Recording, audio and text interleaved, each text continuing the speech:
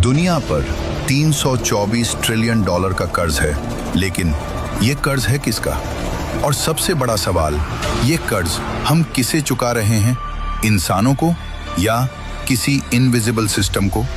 तुम सोचते हो पैसा सरकार बनाती है, लेकिन सच ये है, पैसा क्रिएट होता है जब तुम लोन लेते हो।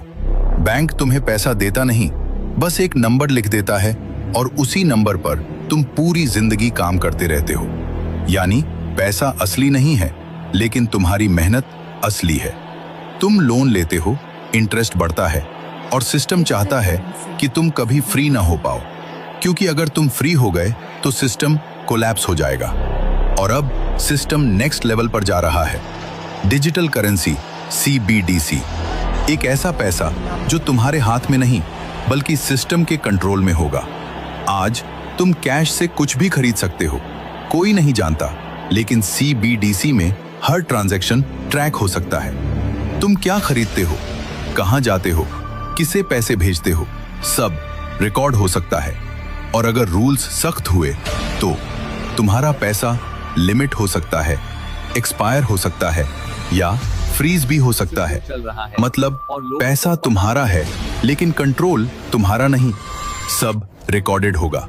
और अगर तुम सिस्टम के खिलाफ गए तो एक क्लिक में तुम्हारा अकाउंट फ्रीज। ना पैसा, ना फ्रीडम, बस कंट्रोल। पहले तुम कर्ज के गुलाम थे, अब तुम सिस्टम के गुलाम बन जाओगे। और इस बार तुम्हारे पास कैश भी नहीं होगा भागने के लिए।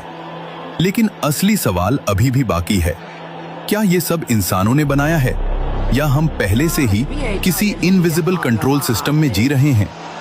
इस्लाम हमें सिखाता है इंसान सिर्फ अल्लाह का बंदा है और उसे आजादी के साथ जीना चाहिए।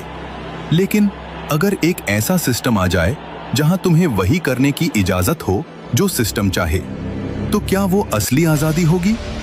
कुछ हदीसों में एक ऐसे दौर का जिक्र मिलता है जहां फितना इतना बड़ा होगा कि सच और झूठ में फर्क करना मुश्किल हो जाएगा। और दूसरी किताबों में भी एक सिस्टम का जिक्र है, मार्क ऑफ द बीस्ट, जहां बिना एक निशान के तुम कुछ खरीद या बेच नहीं सकते। आज digital ID, biometric systems, CBDC, क्या ये सब उसी दिशा में एक कदम है?